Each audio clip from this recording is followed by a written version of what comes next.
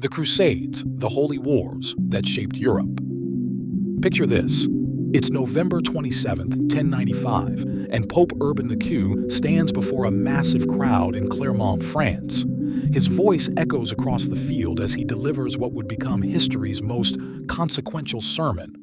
"God wills it," he thunders, and thousands of voices roar back in unison. Within months, over 100,000 people, nobles and peasants alike, would abandon their homes, sew crosses onto their clothing, and march toward Jerusalem in what they believed was God's ultimate mission. What they couldn't know was that they were about to unleash 2 centuries of warfare that would forever alter the fate of 3 continents. The Crusades weren't just religious wars. They were seismic events that rewrote the medieval world's political, economic, and cultural landscape. Between 1095 and 1291, 8 major crusading expeditions and countless smaller campaigns would transform Europe from a collection of isolated feudal kingdoms into an interconnected powerhouse, while simultaneously reshaping the Islamic world and creating wounds that echo through history to this day. The late 11th century Europe was a powder keg waiting for a spark. Imagine a continent where younger sons of noble families had no inheritance, where population growth was straining agricultural resources, and where the Catholic Church was desperately trying to channel widespread violence into something it could control. The Peace of God movement had attempted to limit warfare, but knights continued their brutal conflicts across the countryside. Then came the catalyst. Byzantine Emperor Alexios Warham's desperate plea for help. The mighty Byzantine Empire, the last remnant of Rome, was crumbling under pressure from the Seljuk Turks, who had devastated their armies at the Battle of Manzikert in 1071. When Alexios' envoys reached Pope Urban II, they painted a picture of Christian pilgrims being tortured and holy sites desecrated. Whether these accounts were accurate or exaggerated matters less than their explosive impact on European consciousness. Urban II was a political genius who recognized an unprecedented opportunity. By calling for a holy war to reclaim Jerusalem, he could simultaneously help a fellow Christian ruler, unite the fractured European nobility under papal authority, and channel the continent's endemic violence toward a common enemy. His promise was irresistible: immediate forgiveness of all sins for those who took the cross, with martyrdom guaranteeing instant entry to paradise. What happened next defied all logic and expectation. The First Crusade, 1096 to 1099, should have been a catastrophic failure. The initial wave, led by the charismatic preacher Peter the Hermit, was a ragtag army of peasants, petty criminals, and religious fanatics who murdered thousands of Jews across the Rhineland before being massacred by the Turks in Anatolia. But then came the main force, and this is where history takes its most dramatic turn. 4 separate armies of European nobility, totaling perhaps 60,000 fighters, somehow coordinated across thousands of miles without modern communication. They faced scorching deserts, winter blizzards, starvation, disease, and enemies who knew the terrain intimately. By any rational calculation, they should have perished in the wilderness. Instead, they achieved the impossible. Through a combination of luck, determination, enemy disunity, and what crusaders believed was divine intervention, they carved a bloody path across Anatolia, captured the heavily fortified city of Antioch after an 8-month siege, and finally stood before the walls of Jerusalem in June 1099. When they broke through on July 15th, the slaughter was so complete that chroniclers claimed blood flowed ankle-deep through the streets. The holy city that had been in Muslim hands for over 450 years was once again under Christian control. Here's where the story becomes even more fascinating. The Crusaders didn't just conquer and leave, they stayed and built. The Crusader states, stretching along the eastern Mediterranean coast, represented one of history's most audacious colonial experiments. Imagine trying to maintain European feudal kingdoms in the heart of the Islamic world, surrounded by enemies and separated from reinforcements by thousands of miles of hostile territory. The Kingdom of Jerusalem, the County of Edessa, the Principality of Antioch, and the County of Tripoli became laboratories of cultural fusion and military innovation.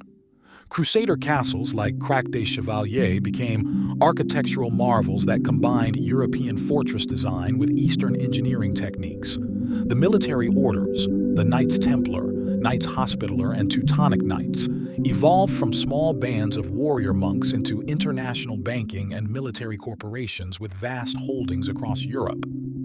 Yet these states existed in constant crisis. They were always outnumbered, always short of manpower, always dependent on a fragile alliance between European settlers, Eastern Christians, and converted Muslims. The fall of Edessa in 1144 to the brilliant Muslim commander Zengi sent shockwaves across Europe and triggered the Second Crusade, which ended in humiliating failure, despite being led by two of Europe's most powerful monarchs. But wait, the most dramatic reversal was yet to come. In 1187, a Kurdish warrior named Salah ad-Din Yusuf ibn Ayyub, known to history as Saladin, achieved what Muslim leaders had dreamed of for nearly a century. At the Battle of Hattin, he completely destroyed the combined armies of the Crusader states in a tactical masterpiece that reads like a military thriller. Saladin had laid the perfect trap. He besieged the fortress of Tiberias, forcing the Crusaders to march their entire army across waterless terrain in July heat. As Christian knights in full armor collapsed from dehydration, Muslim mounted archers picked them apart. By day's end, the cream of Crusader nobility was dead or captured, including King Guy of Jerusalem himself. Within months, Saladin had recaptured Jerusalem and reduced the Crusader states to a few coastal strongholds. The news hit Europe like a thunderbolt. The Third Crusade, 1189 to 1192, became history's most star-studded military campaign, featuring three of Europe's greatest rulers, Frederick Barbarossa of Germany, Philip Augustus of France, and Richard the Lionheart of England. This was the Crusade of legend, the clash between Richard and Saladin that inspired countless tales of chivalry and honor. Yet even this ultimate crusade achieved only partial success. Frederick drowned crossing a river in Anatolia. Philip returned to France after petty disputes, and Richard, despite several brilliant victories, could not recapture Jerusalem. The treaty he signed with Saladin in 1192 allowed Christian pilgrims access to the Holy City but left it under Muslim control. Here's where the crusading ideal began its tragic transformation. The Fourth Crusade, 1202 to 1204, started as yet another attempt to reclaim Jerusalem but ended in one of history's greatest betrayals. Venetian merchants, owed money by the Crusaders, manipulated the expedition into attacking Constantinople, the greatest Christian city in the world. The sack of Constantinople was so devastating that it fatally weakened the Byzantine Empire and opened Eastern Europe to eventual Ottoman conquest. The Children's Crusade of 1212 represents the movement's descent into delusion and tragedy. Thousands of children, inspired by visions and convinced the sea would part for them as it had for Moses, marched toward the Mediterranean only to be sold into slavery or die of starvation. The Fifth through Eighth Crusades achieved increasingly marginal results, often degenerating into political disputes between European powers or ending in military disasters. The final act came in 1291 when the Mamluks captured Acre, the last major Crusader stronghold. After nearly 2 centuries, the dream of a permanent Christian presence in the Holy Land was over. But here's the historical plot twist that most people miss.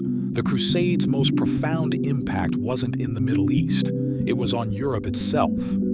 These holy wars accidentally triggered a revolution that transformed medieval Europe into the foundation of the modern world. The massive mobilization required for the Crusades shattered Europe's isolated feudal structure. Italian city-states like Venice and Genoa became maritime superpowers by transporting Crusader armies and supplies. Banking systems developed to finance expeditions across continents. Trade routes opened that brought Eastern spices, silks, and knowledge flooding into European markets. The intellectual impact was equally revolutionary. Crusaders encountered Greek texts preserved in Arabic translations, advanced mathematical concepts, architectural innovations, and medical knowledge that far surpassed European understanding. Universities began incorporating this Eastern learning, laying the groundwork for the Renaissance. The Islamic world's preservation of classical philosophy and science became the foundation for Europe's later scientific revolution. Politically, the Crusades accelerated the rise of royal power at the expense of feudal nobility. Kings who successfully organized crusades gained unprecedented authority and resources. The papacy reached the height of its temporal power by directing these massive international expeditions. National identities began crystallizing as French, German, and English crusaders fought alongside each other but maintained distinct cultural characteristics. The Crusades transformed the Islamic world just as dramatically. Before 1095, the Middle East was fragmented among competing dynasties, Fatimids, Abbasids, Seljuks, who fought each other as often as any external enemy. The Crusader threat forced a gradual unification under leaders like Nur ad-Din, Saladin, and eventually the Mamluks. The concept of jihad was reinvigorated and systematized in response to Christian holy war. Islamic scholars developed sophisticated legal and theological frameworks for defensive warfare that influenced Muslim thought for centuries. The Ayyubid and Mamluk dynasties that emerged from the anti-Crusader struggle became among the most powerful states in the medieval world. Ironically, the long conflict also produced unprecedented cultural exchange. Crusader and Muslim courts developed diplomatic relationships, trade partnerships, and even personal friendships. Medical knowledge, architectural techniques, and military innovations flowed in both directions. The Islamic world's ultimate victory in the Crusades came not just through military conquest, but through the gradual adoption of Eastern customs, foods, and ideas by Crusader settlers. The Crusades ended over 700 years ago, but their shadows stretch into our present moment. The economic networks established to fund crusading expeditions evolved into the banking systems that financed Europe's later colonial expansion. The military order's combination of religious ideology and international organization provided templates for later missionary and commercial enterprises. The universities that emerged partly from crusading contacts with Eastern learning became the foundation of Western intellectual dominance. Perhaps most significantly, the Crusades created the template for religiously motivated warfare that would echo through the Reformation, the European conquest of the Americas, and into modern conflicts. The idea that war could be not just justified but sanctified, that military conquest could serve divine purposes, became embedded in Western consciousness. In the Islamic world, the memory of crusading invasion and eventual expulsion became a powerful narrative of resistance to Western interference. Modern political movements from the Ottoman Empire to contemporary groups have explicitly invoked the Crusader-era struggle as inspiration and justification for their actions. The Crusades remind us that history's most consequential events often begin with the best intentions and end with unintended revolutions. Pope Urban II thought he was organizing a rescue mission. Instead, he triggered the transformation of 3 civilizations. The knights who sewed crosses onto their tunics believed they were serving God. Instead, they built the foundation of the modern world. The holy wars that were supposed to unite Christendom against Islam ultimately taught Europe and the Middle East that their fates were inextricably intertwined, a lesson that resonates powerfully as we navigate our own interconnected, conflict-prone world. The cross and the crescent may have clashed on medieval battlefields, but their collision forged the world we inhabit today. Understanding that collision isn't just about studying the past, it's about comprehending the forces that continue to shape our present and future.